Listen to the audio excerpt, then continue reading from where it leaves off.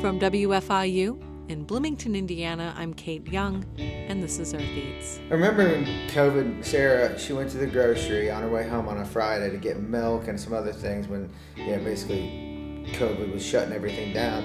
And there was chocolate almond milk, and that was it. I'm a pretty big fan of food independence and food sovereignty and having control over your food system and choice over the food that you want, and seeing it not available because of supply chain issues was part of it.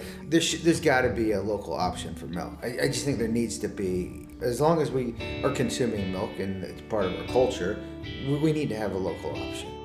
This week on the show, we visit Twin Springs Creamery. We meet some of the people and the cows bringing local milk to southern Indiana. Stay with us. Thanks for listening to Earth Eats. I'm Kate Young.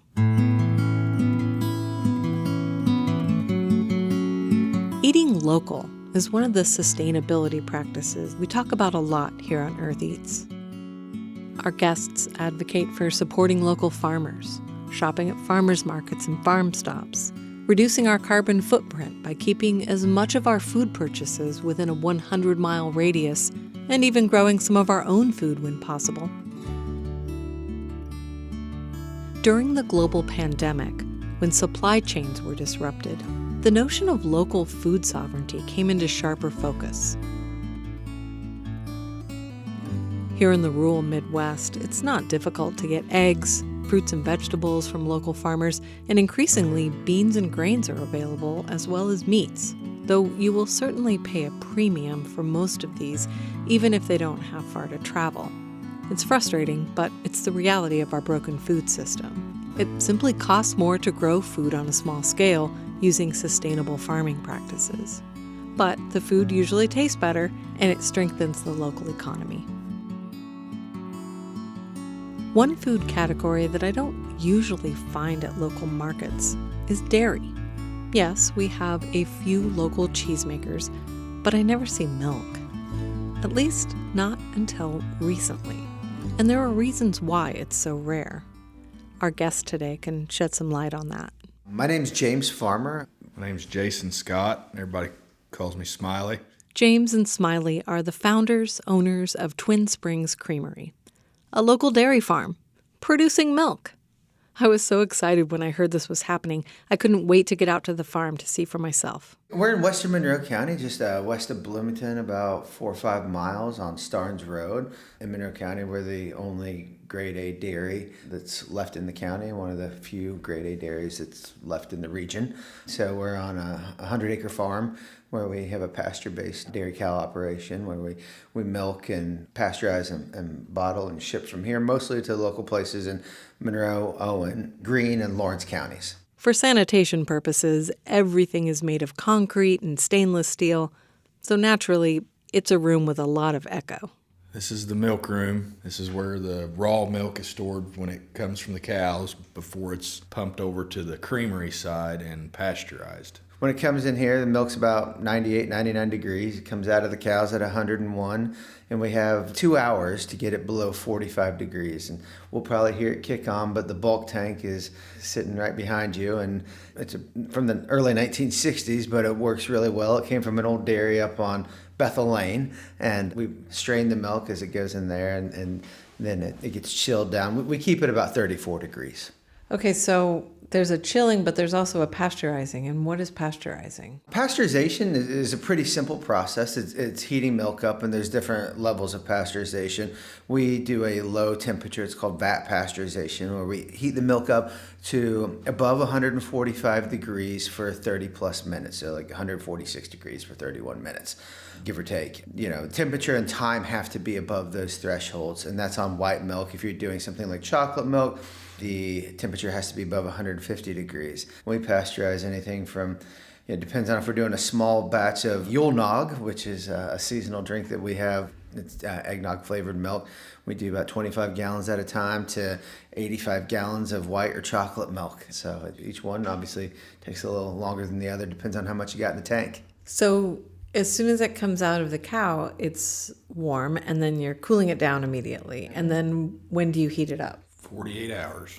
We have 48 hours. We can hold it in the bulk tank, and then we have to pump it over to the creamery side for standard grade A procedure. Yeah, we had 48 hours or less so we basically have 4 milkings in the tank, and then we pump it over, we heat it up, we chill it down, and we bottle it. And I mean, a lot of times Smiley will milk on Sunday mornings, and then our friend Dawn, she comes in on most Sundays and pasteurizes and bottles, and then I milk Sunday evenings, and then I haul milk out on Sunday evenings. And so, what was milked on Sunday morning is sitting on the shelf at Blooming Foods or the Farm Stop or several places on Sunday night. You keep referring to white milk. At what point if you're making chocolate milk, at what point would you add the chocolate? So we add chocolate when we're heating up the milk. So by federal guidelines, if you're going to add ingredients to the milk, you have to do it, and it has to go through the pasteurization process with it. Yeah. And then honestly, like for the recipe, we get our chocolate powder. It's non-GMO chocolate powder from Forbes up in Cleveland, Ohio, Forbes chocolate. And it needs to be sort of cooked into it, if you will. And it actually, I learned this from some folks at IU in the dining services, sort of emulsify, I believe is the word. It makes the flavors blend together. And honestly, with our chocolate, it's like day 2. I think it's the best. Yeah, it's like chili. It gets better after it sets a little bit. When I visited the farm back in November of 2024, they had about 15 cows, and they were actively milking 9 of them. That didn't seem like a lot of cows to me, but apparently they produce a lot of milk. 35 to 40 gallons a day? 45 now. Well, now with the other 2. 45, 50 a day with the 9 right now. And how is that in terms of the demand that you have for the milk at this point? Not enough. No, we don't have enough milk. I mean, the community seems to really appreciate the milk that we have. And I feel really bad when stores run out and we run out. And my kids last night, like, Dad, when are you going to bring milk home? I said, we don't have any. And I was like, I'll stop at Blooming Foods and buy some. So, yeah, I think we both have run into that where we've had to buy our milk at a store that already had an order and took delivery. Well, I guess that gets me to the question of the farm and how many people are involved and sort of the story of how it got started. We met through 4-H. Me and James, we met through 4-H. Both our kids were in 4-H together, and we served on 4-H board together for several years. And that's how we became friends and know each other. And then I'll let him tell the story of the farm. Well, I mean, I don't know how far back you want to go. I've wanted a dairy farm since I was about 8 years old. But this place, I saw it on For Sale by Owner in like 1st of March of 2020, and I knew about it because I thought it was a really beautiful farm, and it was abandoned when first time I saw it, or like nobody was living here or anything. And so I called the lady, and there's an older lady living, and she grew up here, and she's living in Illinois. And she's like, well, when this COVID thing is over next month, I'll be there to show the farm. So I was like, okay, we didn't know what COVID really was. And I didn't hear from her for like 7 months. And then she finally calls me. She's like, I'll be there tomorrow to show the farm.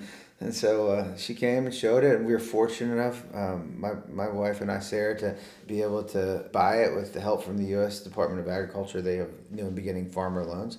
So we bought it, and we're thinking about, okay, someday we'll have a dairy. And I applied for a grant through the Wisconsin Cheesemakers Association and the Center for Dairy Research to essentially buy pasteurization creamery equipment, because we knew there's no longer a milk truck that comes through our county. And generally speaking, dairy farmers have a contract with a creamery like such as Prairie Farms or Organic Valley, and one of these, and truck comes every other day and you ship milk. Well, we don't even have a truck that drives through our county to get to another county anymore. The last dairy farm here up the road, they closed January 21? Yeah, 21 or 22. I can't remember. Not that long ago, but that was the last one. Yeah, and I can't think of another one before them. Maybe when I was maybe like in the 90s? 98, 99, I think. Down south of town. So we've not had a very strong dairy presence for a while. Anyhow, so I remember my wife said, she's like, we don't have time to do this. And she's like, what are you going to do if you get the grant? I was like, oh, it's just practice. I won't get it. It's just practice. Well, they came back and they said, okay, we chose you along with a bunch of other people. And I'm like, well, we can't really turn it down. And so we got to work on renovating the barn, and I think then Smiley just felt sorry for me. And he's like, well, you're going to need help. And so we had a business plan, and we're like, okay, this is going to be a small dairy, and we're going to sell locally. And so it was December 14th of last year that we finally got everything certified with the Indiana Board of Animal Health as a grade A facility and creamery. So there's the milking part that's certified and gets inspected monthly, and the creamery part gets inspected monthly and quarterly. And they do milk samples of raw milk in our tank as well as pasteurized milk to make sure we're meeting all health regulations. But I remember when COVID, Sara, she went to the grocery on her way home on a Friday to get milk and some other things when, basically COVID was shutting everything down. And there was chocolate almond milk, and that was it. And we had a couple of dry cows at home that were bred, and we had dry dairy goats at home that were bred. We're like, we have these dairy animals, but we can't even get any milk out of them. And so I'm like, there's got to be a local option for milk. I just think there needs to be, as long as we are consuming milk and it's part of our culture, we need to have a local option. And so that was part of my driving internal force. And I don't know why you decided to hitch your wagon up to this thing, but I don't know. Wrong place at the right time, I guess. I grew up on a beef and grain and hog farm. We never had any dairy cows. And my daughter showed beef and hogs and goats at the county fair, and she fell in love with dairy calves at the fair. So that dragged me into it. So I was now milking cows at home and drinking ourselves and feeding it to pigs. And that's how me and James met, was through the dairy club at 4-H at Monroe County. And so I do not have a dairy background whatsoever. Beef cows, hogs, grain, hay, that's my background. But I love it. It just kind of gets you. I don't know. I mean, it's different to me. You have a relationship with the animals, and some is better than the others. but it's, you have and it's not like it's a short term, it's a long term relationship. And okay, I'm going to tell a story of one of our cows. So I grew up not on a dairy farm, but I grew up working for a vet who had dairy cows. I grew up judging dairy cows in 4-H and FFA. But, one of our cows, Rosie, who's dry right now, she actually comes from Dr. D'Alessandro's line of cows that I worked with when I was a kid. And so, you see this longevity. She's, I think, 10 generations from his first Roseanne that he had. So I guess I'm a pretty nostalgic person, which is why I like dairy to begin with. But, and then also having these, family relationship connections and over time. So she's probably my favorite cow still.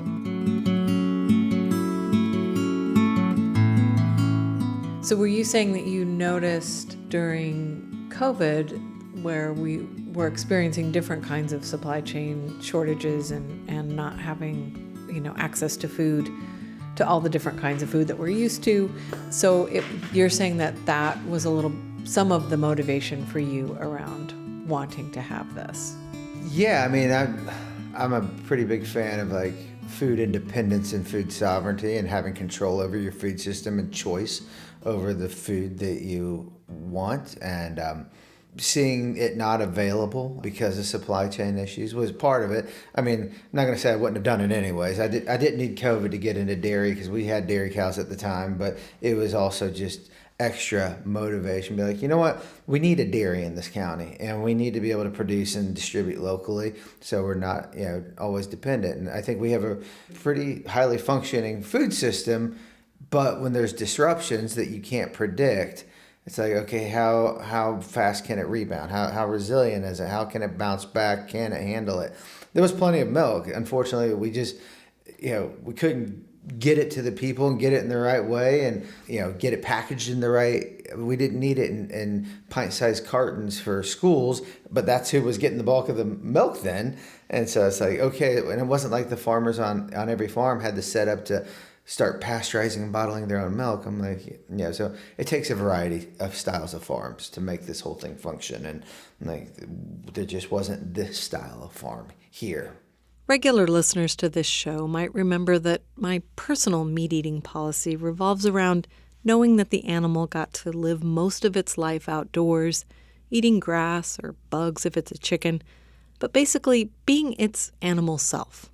If not, I start thinking about factory farming and I can't really enjoy the meat anyway, so I just avoid it. Hypocritically, I've never had the same policy around dairy, even though I suspect that commercial dairy farming can be just as ugly as factory farming for meat. So I asked James about that. I'll just talk about our farm. I mean, our cows live a pretty cow life. They're out on pasture today if they choose. I mean, it's all open to them if they choose to go out there. I mean, this time of year we're putting out round bales of hay because obviously the grass is growing slower, our sunlight's decreased, our temperature took a drastic change, I feel like this morning since I woke up. And so they're on pasture, they have plenty of room to roam. We'll start bedding down on the backside of the barn. We do a sort of heavy bedding area where they can always get in and out of the weather.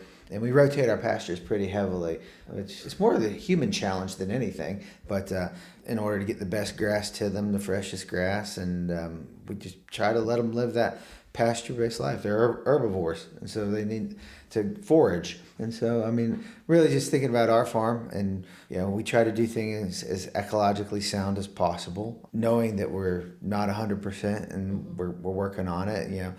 We buy carbon offset credits each month through Carbon Neutral Indiana. It's a step in trying to reduce our carbon emissions. In the summertime, you can add kelp to the feed to lower methane production. You can't do it in the wintertime because it lowers the body temperature. Mm-hmm. And so, dairy cows, they put their energy into producing milk instead of fat and muscle. So you need to think about their metabolism and things of that nature. It's not like we can just feed those ingredients year round to achieve those goals. So I feel like they live a pretty happy life. We keep them around, or we find a home for them. Like if say a cow's not producing what we need to, it's just a little, some cows are genetically disposed to produce more, or they have the genetic composition to produce more milk. And if one's not going to work, we find a home for it. And generally somebody wants a backyard, somebody out there wants a backyard cow, and that works for them. So.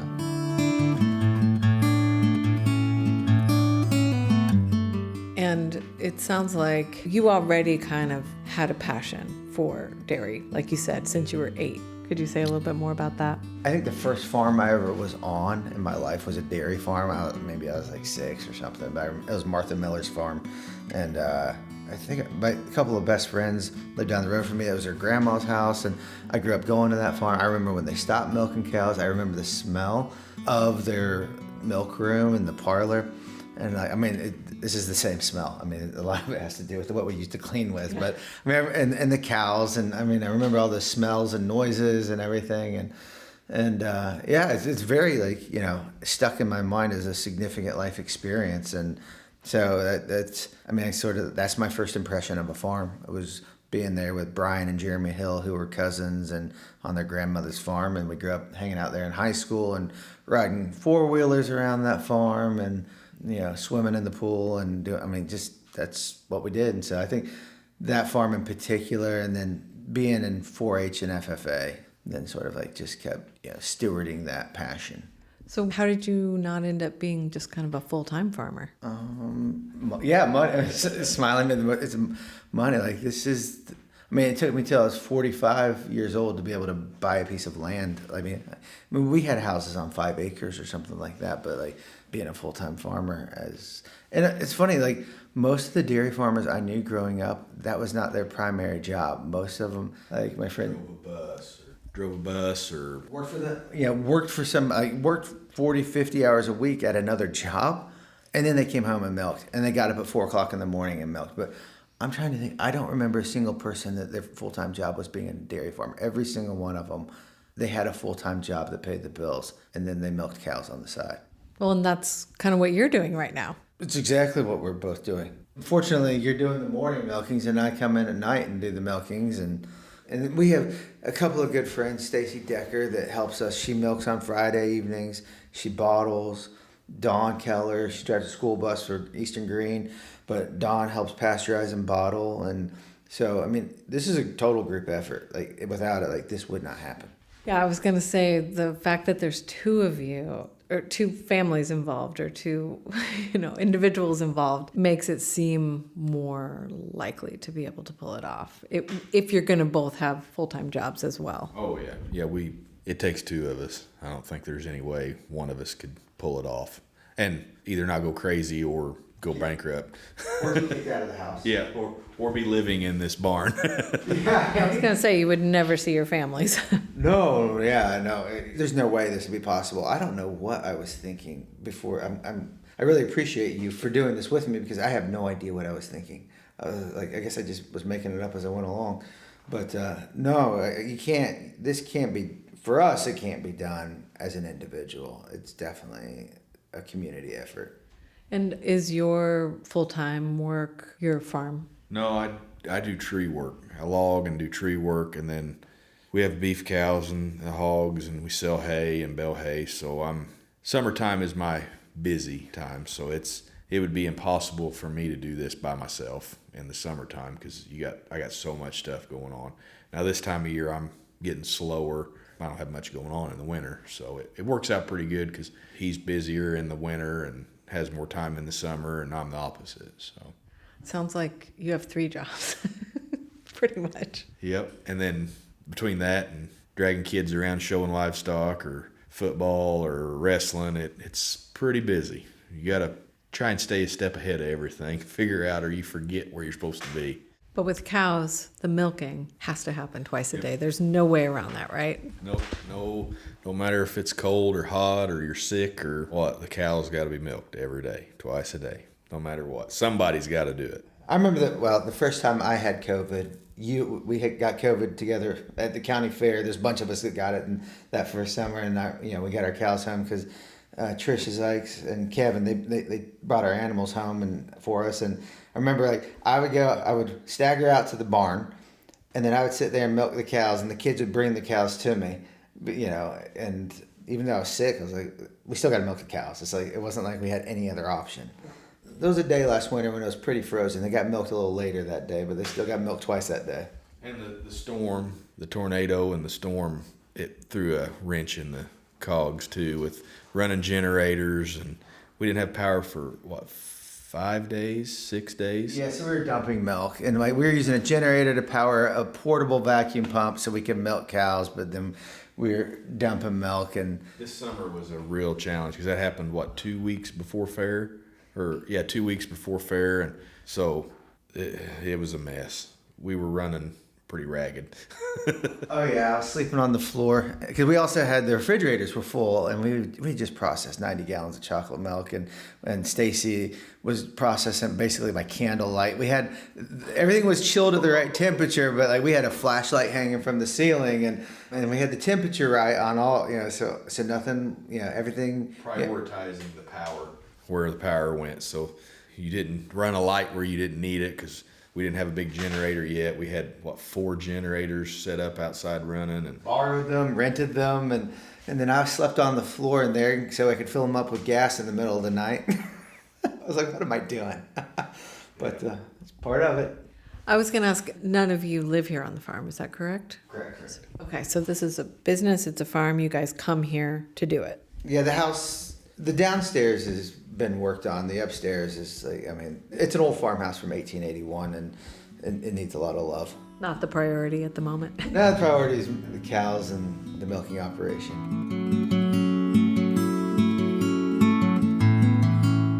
So I kind of hate to ask this because I kind of get the feeling this isn't the point, but with an operation like this, of this size, are you able to make any money? a little. Yeah, we're not paying for the bills. We're not paying for the farm. It's not paying the mortgage. But everybody tells me it takes 3 years for a business to start making money. We're to the point, we've almost been in a year that we're able to cover our operational expenses, which is good. We're not... Just operational expenses in a dairy is a lot on a dairy. Very high overhead. Yeah. It's human cost. Probably our biggest bill is our personnel. And then next is animal feed and hay and stuff. And then it's bottles, to be honest. It's for a half-gallon bottle, label, and cap, it's $1.11. And people will be like, well, why don't you do glass? I'd love to do glass, but it's I need to build another room onto the barn. I've got to buy a piece of equipment that's $40,000-$50,000.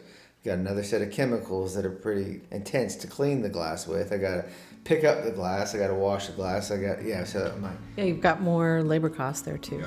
Hope you get all the glass back.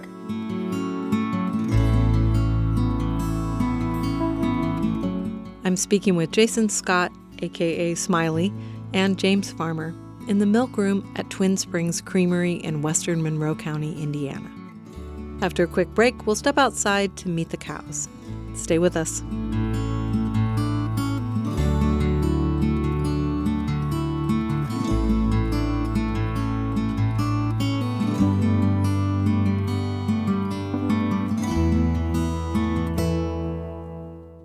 And we're back. I'm Kate Young, and this is Earth Eats.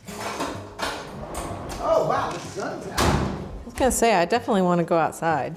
I think we could... Back in November, it was chilly and muddy close to the barn at Twin Springs Creamery. James and Smiley led the way through the mud and straw up onto the grassy pasture. The cows were curious, and some moved towards us. With a view of the dairy barn, I asked about the building itself. Particularly, man, I felt like that year that we were building this thing out, it took a lot to... I mean, that barn had a dirt floor, but this was a dairy barn until the early 1960s. They milked Guernseys here. Okay, so it wasn't from scratch that you had to deal with the barn. It was already a dairy farm. That was a milk room off the front of it. It was a barn. It was a shell. It was a shell, but it hadn't been a grade A dairy, and it was a grade B dairy into the early 1960s. And so they were milking by hand. I think there's only one farm in Indiana that still is a grade A and milks by hand, an Amish farm up north. That's it. But they're milking, putting it in cans, chilling cans, the old time milk cans, the big ones. But it'd been, Kennedy was president. What is the difference between a dairy and a creamery? Well, the name gets used interchangeably. I grew up near Miller Dairy and now Smith Dairy, Wayne Dairy, all those. But I mean, they're creameries. Basically, they take milk in and they process and bottle. They make ice cream, they make cheese, they make yogurt. So that's what happens in a creamery. And a dairy, to me, is where you milk cows. A creamery is the processing end of it, and a dairy is the milking of the cows. And we're a little different creature because we do both in the same building. So what are all the products that you make with the milk? Right now we just do whole milk, and it's all cream line where the cream rises to the top. It's like the milk that you heard your grandparents talk about.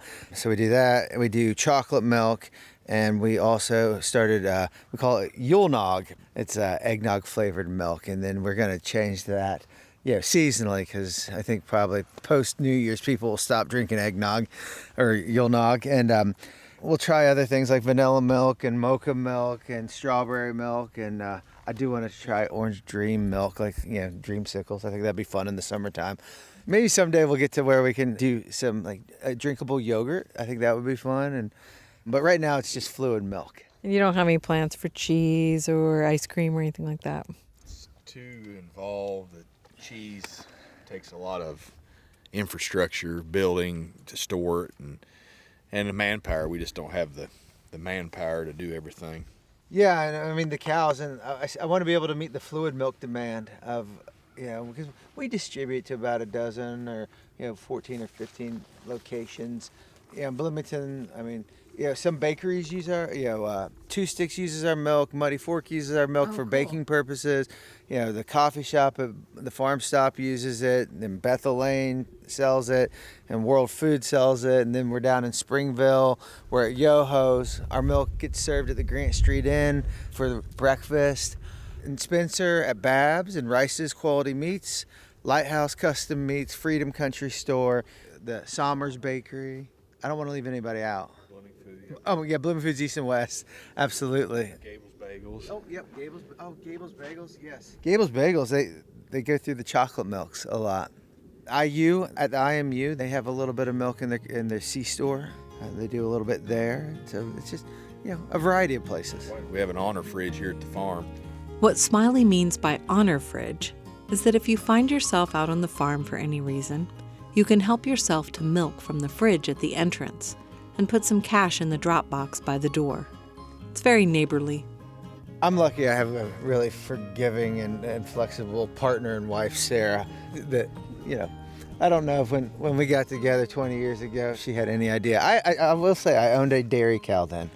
Yeah, so I mean, I don't know if she foresaw that as owning several dairy cows and milking cows, but she's been really flexible, supportive, and without her, this would not happen.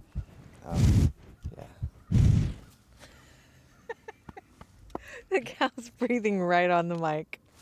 Well, this is Diamond and Ada, the two Holsteins here. Those belong to Smiley and his family. They're pretty sweet. She's pretty happy. She's sitting there chewing her cud and laying down still. They got pretty attentive when we walked out, didn't they? The little brown ones they're Jerseys. The brown and white one is a Guernsey, and then he mentioned the black and white ones are Holsteins. That's Dallas, right? Yeah, she's kind of the boss. She's really bossy. Well, between Dallas and Diamond, I think they're both kind of bossy. They're the first ones to come in and eat, to get milked. They've got some personality. And we got her last winter. We started this, and all of a sudden we realized we're going to need a lot more milk. And so we got Dallas and Star. And then my daughter Caroline got the benefit of teaching her how to walk on a halter, and she showed her at the fair. Had a good time, but there are days I wasn't sure. I wasn't sure if she was going to make it to the fair because she was pretty wild. Aww. Who's that, Daisy? Yeah. You can probably pet her. She's super sweet.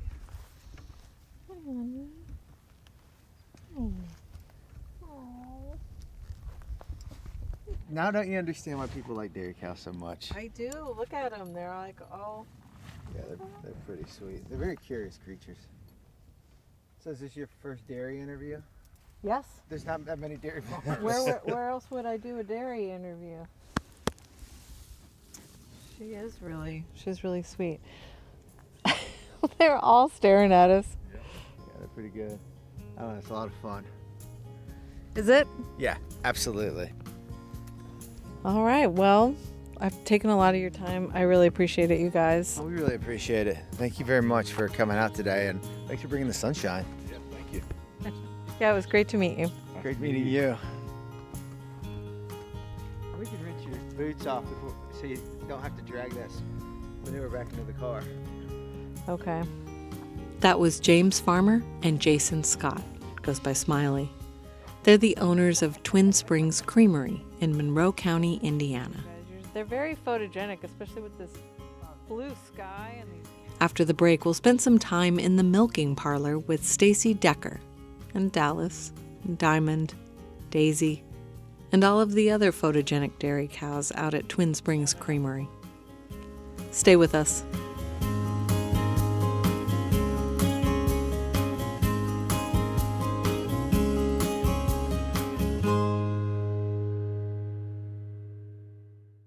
We're back. I'm Kate Young, and this is Earth Eats. I headed back to Twin Springs Creamery on a different day, this time in February. I wanted to talk to Stacy Decker, one of the staff members that helped James and Smiley keep up with the milking. Remember, when you have dairy cows, they must be milked twice a day. Rain or shine, 90 degrees in August or below zero in January, it has to be done.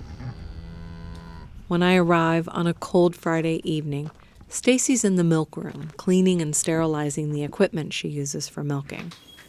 This basically consists of a large stainless steel milk bucket with that classic dairy farm shape getting narrower at the top, but this one gets high-tech when it comes to the lid. Attached to the securely clamping top are hoses to connect to the air pump and to what Stacy calls the claw. That's the part that attaches to the udders and collects the milk from the cow. Stacy carefully disassembles the mechanism and cleans every part. She runs sterilizing solution through the hoses and preps everything for milking. So it's just running all through the tubes into the pail. We'll let it run completely in. Then we'll dump it out, put the filter in, and be ready to get the bulk tank ready.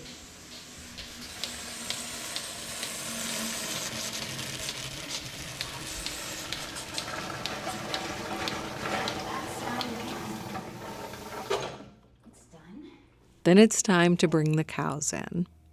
There are 2 stanchions in the milking parlor. A stanchion is like a loose metal collar that keeps the cow in one place for the milking.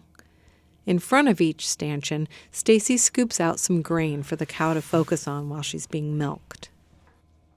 We headed outside to collect the cows. Most of them were already making their way towards the entrance to the milking parlor. Stacy went out in the field to round up any stragglers, and I stayed close to the barn and visited with the cows. Some of the cows seemed wary of me and my recording equipment. Others were curious.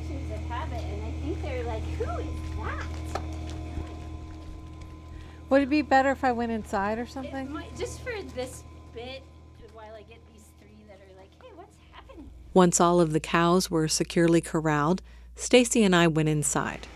Okay, and Kate, maybe stand back this way because they're gonna come in and go to their stalls. And this is the interesting part. We'll see how many try to come in at once. This is Diamond. Come on. Go here. Okay. This is Dallas. And this is Diamond. Diamond is a Holstein. A lot taller, as you can see. And Dallas is Jersey.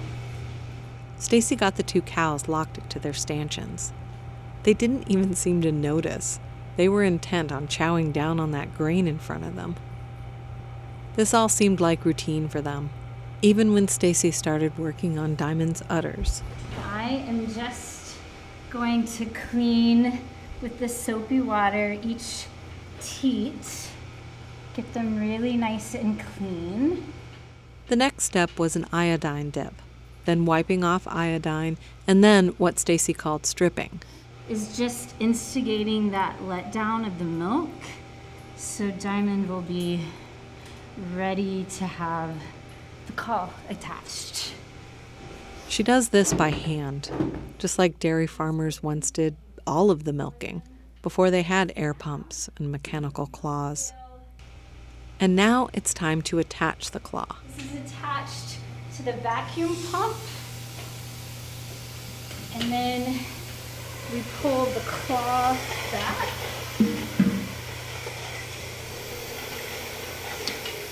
Each cow has 4 teats.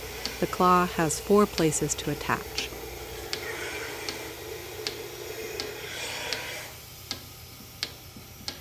And each one is attached.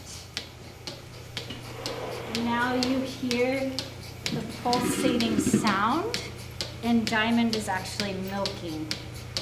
And then we'll make sure to get all the milk out of all 4 udders. And some cows, like Diamond, they let go and release milk really quickly, and some cows are slower. And still, no reaction from Diamond. She's chill. She's enjoying the grain. Carbohydrates. They make us all happy, right? It's the buttered pasta of the... Yeah, that's right. That's just a little milk coming. So now she's completely milked. And we'll iodine dip again. And then Diamond is completely finished for tonight. When Diamond is done, Stacy moves the apparatus over to Dallas and starts the process again.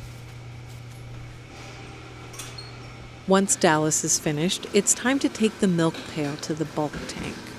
The bucket could hold more milk, but it gets too heavy to lift, so she just deals with 2 cows' worth of milk at a time.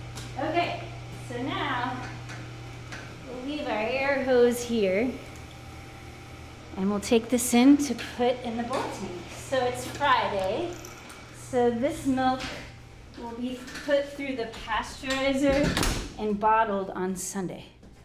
And we get about around 50 gallons a day. And so cows are given like 4 to 7 gallons, depending on where they are in lactation. So now we come over here. And this is why I cannot get it any heavier, because I'm short. And we're going into the strainer, through the filter, into the bulk tank.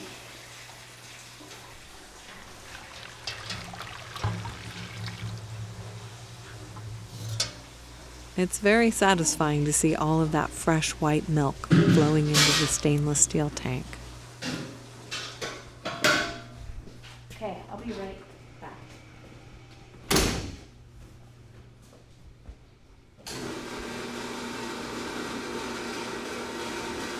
Milk tank is now running. You can hear it. And the milk coming out of the cows is like 100 degrees. And the bulk tank's gonna bring it down to like 40. We'll watch it. Somewhere in the 38 degrees. The milk will chill to the holding temperature here in the bulk tank until it's time for pasteurization and bottling. Stacy now heads back to the milking parlor to escort Diamond and Dallas out and invite the next 2 cows in to be milked. Great. I got into milking from being asked by neighbors, Jeff and Liz Pageant. They were looking for someone to come to their farm and milk and learn everything so that they could leave the farm some, because it's a very high demand thing. You can't just really leave it at any time you want. So that was a fun getting into it. And then I learned of this creamery and ended up here milking more cows. I never knew that I would be milking cows. I love the cows themselves, the relationship. It's very calming to me, and just their whole relating to the world is pretty special. So the cows brought me in, basically. Okay.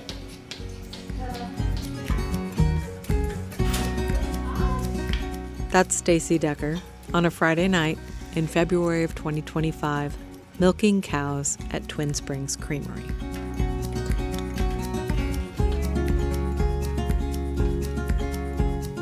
To bring the process all the way through, I headed out to Twin Springs Creamery one more time, and I brought producer Leo Pies with me. We showed up during a bottling session. Stacy was set up at the carousel. I don't know what the official name of this whole apparatus is. It's like a carousel. I think it's yeah. That's what I've always called it, a carousel. It's just like it looks. You pedal, you stop it, you wait until it's not gonna leak everywhere, and then you go and you repeat. And then you lid as you're filling the other ones. Wipe the bottoms, put in the crate, refill, and go.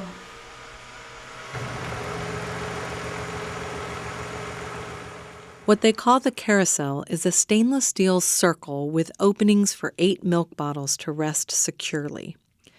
Fastened to a rod at the center of the carousel is a spigot attached to a hose where the milk comes out. In this case, it's chocolate milk. But let's back up a minute. There's a couple of steps in between where we left off before, when Stacy had poured the fresh milk into the bulk tank to chill, and this stage now of dispensing it into bottles. Here's James. There's a port in the wall, and we pump it from the big chiller tank, the bulk tank in there, in here, and this is like got a water jacket, and you can see this is pretty thick, and that heats up. It's basically a double boiler. And so pasteurization for white milk is over 145 degrees for over 30 minutes. Then you start cooling it off. It was pasteurized in one of those water-jacketed tanks, so they run cool water instead of hot water through that jacket. And then that'll bring the temperature down pretty rapidly. And then we pump it over to there, and that'll take it from mid-60s down to 43 degrees. For like any other, say chocolate milk, we got to get the milk temperature up to 150 plus. If you did cream, if you skim cream off the milk, that would be 160 degrees plus. If you make yogurt, you would get this up to 180 degrees, and then take it down to about 108 before you put in your starter, your culture. So you can do all those things with this hunk of stainless. We got other things that hook up on here, a motor and stuff, and it'll agitate certain speeds so the milk doesn't scald. And one time we didn't have it set quite right, and we oversteamed a batch of milk and had to dump 88 gallons, and that was painful. Yeah, that was very painful. That was rough. That was rough. It's like, oh, that's a couple of days of hard work, and like, yeah, we're all sad, but it happens.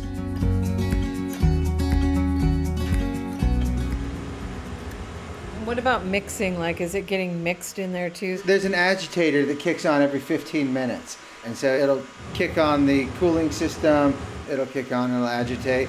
And different products will freeze to the bottom when we do our Yule nog, which is like eggnog, because there's a lot of sugar in it. It actually turned into like eggnog ice cream on the bottom of that thing. I thought about bringing a spoon up after I'm done with everything. So, That's dessert. it's dessert. But yeah, so then you can adjust the settings. Yep, and this is stickers for the batch number and the expiration dates.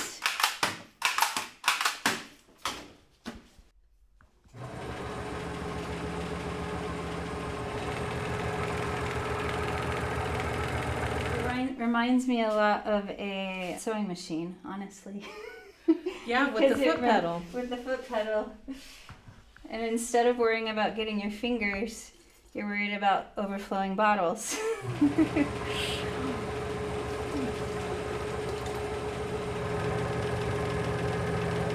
So it's got a setting of speed, so I can keep adjusting. So as it gets bubblier, I can go down just a little bit and then it'll adjust it. So there are some things that I can do, but most of it is actually just focus. And not being sidetracked. Like, and all of a sudden you're like, bubbling over because you were spaced out. Oh, wow. So that is the biggest thing, is staying. It's a good practice of like self-awareness and not being in your head. Like being in the present moment. Being in the absolute present moment. Very mindful. Is that part of what you like about just working here in general? Is that it's very like you got to be here now? Yes, because, and I think working here in general is, I want to see, anything in this realm is so labor intensive, and I want to see it grow and move and sustain. And so those would be my two, the being in the present moment and actually it's staying and sustaining itself. Yeah. So what do you mean you want to see it, like you want to help it succeed? Yes, I want to help it succeed in the sense of it's a lot. It's good to have backup for each other as needed, for sure. Yeah. Yeah, so this is batch 223. So 223 batches of milk have been processed here. And then there's the expiration. And then this goes to the refrigerator, which is up here where you walked in.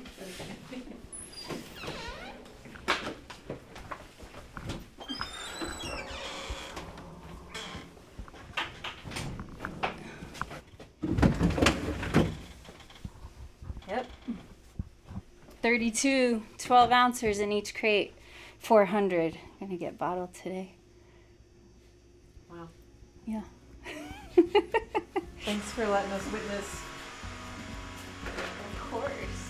Thanks for doing it. Thanks for wearing lovely hairnets. Bye. Thank you. Nice to meet you. Nice to meet you. See ya. That was Stacy Decker on bottling day at Twin Springs Creamery in western Monroe County. You can find out more about Twin Springs and see photos of the dairy cows and the people who care for them on our website, eartheats.org. That's it for the show this week. Thanks for listening, and we'll see you next time.